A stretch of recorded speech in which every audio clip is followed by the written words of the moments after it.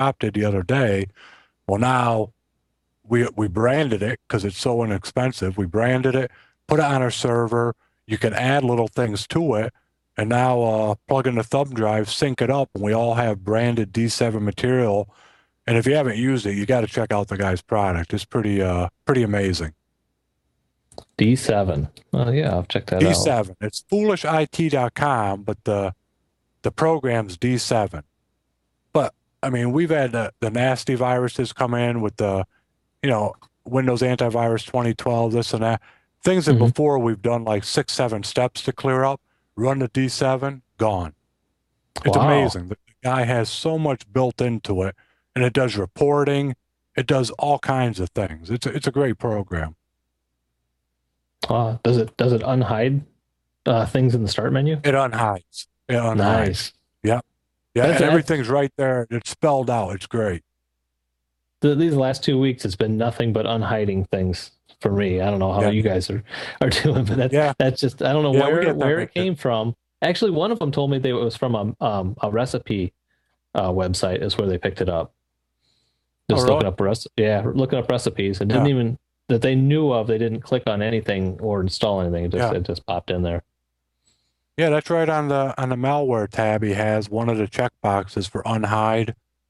And plus, like I said, it runs malware bytes. It does all that stuff too, but it does other stuff. But it's pretty it's a legitimate program. Hmm. It's free too. So, oh, really? So it's sort of a meta tool then, and it uses a bunch of other things. Plus, he's got his own stuff added in it. Yeah, I mean, I've been No, a that big fan of sounds. Ultimate Boot CD forever. I've used that, since day Mhm. one. But with this guy's thing, I'm not sure if I'll pick up that CD again. I mean, that's It how almost sounds like impressed I was UV. by this. Uh, have you seen UVK? It almost sounds like that a little bit too. It's a Yeah, yeah. similar I product, think he has maybe. more in. I think he has more in his. Plus, like I said, the guy's one. He's a programmer and he's a tech, so he understands it. But continually updating the product too. Did you want to talk about how people can use the uh, the membership of ACRBO as far as did you want to talk about like the LinkedIn and Google and what they can do there? Yeah, on LinkedIn, we got a normal group where you know, like any LinkedIn group, people go there and ask questions. A lot of it's business related. There'll be some tech discussions on there. The same with the Google group. People can join. It's a normal list serve, but it's run through Google Groups. You can get a notified email for every post that goes on there. You can get one a day, depending how active you want to be on something like that. The LinkedIn one's really active. A lot of people use LinkedIn. So that usually helps out with a lot of people for problems that they're experiencing. But the Google Groups one is good too. I mean, that goes out instantly, so that works out pretty well. So I mean, besides the site itself, with those two resources available, it's pretty easy to get a pretty good answer from other business owners if you're looking at doing something. And 9 out of 10 times, I always found I'm not the first one to do something, and I have no problem asking other people what they did or what they think of something. Right. That's where the community, man, that's what it's all about for us. It just helps so much. It's a biggie, and Podcasts the and name I think is starting off. Obviously, everyone's big thing was no one knows what the ACRBO is and this and that, which, it's the same with anything. No one knew what the first dang McDonald's was till they walked into it. But, over time things grow. And I'm finding with the associations the same thing. I get emails all the time from people, saying, hey, this is where I live. And I noticed this guy's website, he has a logo on. He said he belongs to your association. I just want to verify, does the guy belong? So then I'll look and see, is the guy a member or whatever? And then I'll shoot back a nice email saying, yeah, so and so does belong, and usually they thank me or say that, hey, I got a hold of them. So, the name is getting out there in the community. And, whether they do searches and find through our company locator we have built into the site or different things. But I say the name's getting out there, and I think it's real easy to use in a marketing aspect if you use it in, your capabilities letter. You put in there about what your business is and who you are and, associations you belong to. Some people may hem and haw and think no, but I know it's worked for me, and I know in any industry, it's going to work if you belong to something because people look at it more like a legitimate source. So it does carry weight, I think. Another thing, along with, like you said, a customer calling and verifying that. Another thing I think with the ACRBO too, if they end up clicking the link on the guy's website and go to there, and they could see like the code of ethics that's on Right. there, and that's really important too, I believe. So if someone sees that, they're Right. gonna, Oh, and they take it serious too, because I've had yeah, customers email and say so and so isn't following your code of ethics, and they'll oh, put, this is the reason, one, two, or three, and then I'll call the business owner, and those are little time delayed things because it just takes up a little bit of time. But to me, it's worthwhile. It's worth reaching out and finding out, maybe there's a miscommunication. If I can help, great, I'll do it. yeah, and it's good for the tech too because maybe he didn't know he did something wrong, Right. or he did, and start, maybe somebody they just sometimes they don't feel comfortable talking to the guy who's right there, but they would like to go above his head a little bit and kind of get him Right. that way. Yeah. We've only got a few of them, but they do come in. How do people get on the listserv to like ask questions or fill in answers, and how do they find that? Right on the association site, there's links in there to show where to go and join it. Or if you were to go to the Google Groups and just do a search for ACRBO, you can join it that way. Obviously, LinkedIn, just look for the association, join it that way. Okay, did you have anything else you wanted to bring up, Dan? We got one email that's really long, so that could take up. I don't know That's if I can fine. read it all. I don't know if you had anything else you want to bring up before I read this. Nope, I'm good. Okay. Right. So it says, warning, long email. Sorry, but so many great features. And I'm sorry, this email is from Jason Miller. Let's zoom in a little bit here. I keep hearing about you talk about use. I keep hearing you talk about using Ninite. However, if you're not using the pro version, you're really missing out. Do you guys use Ninite at all?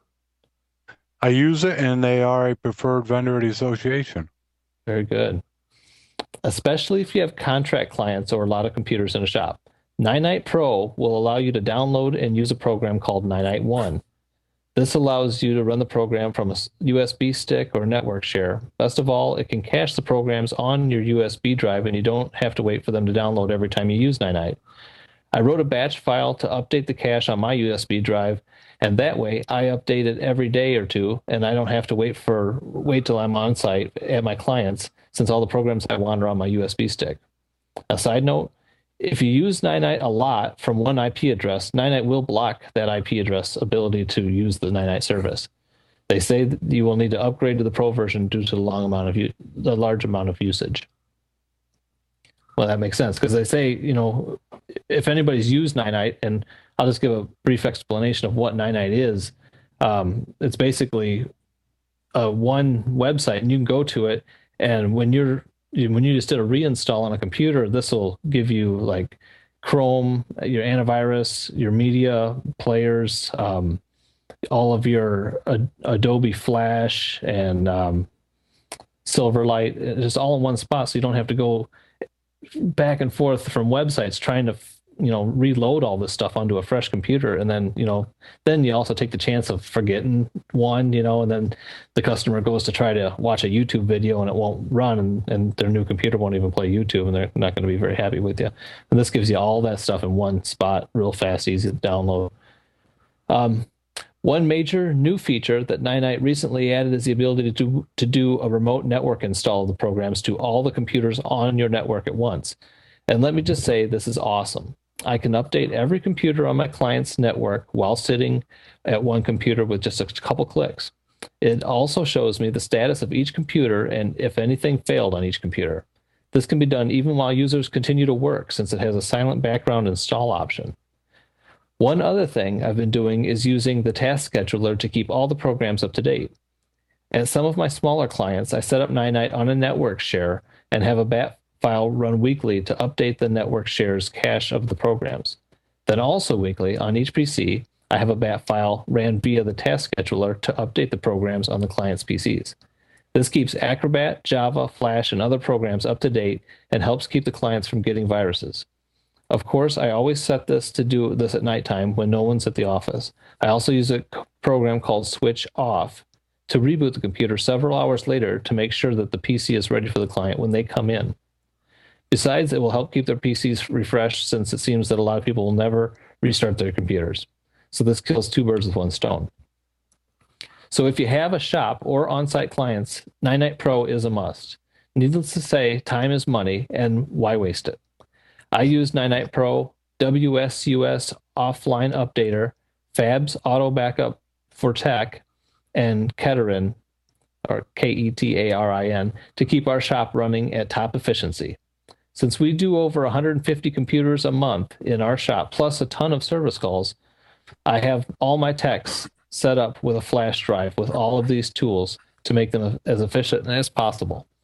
Besides, who likes to sit at a client's business or home to stare at a screen waiting on a download or update? Well, I tell you, I know how that feels. Hope this helps.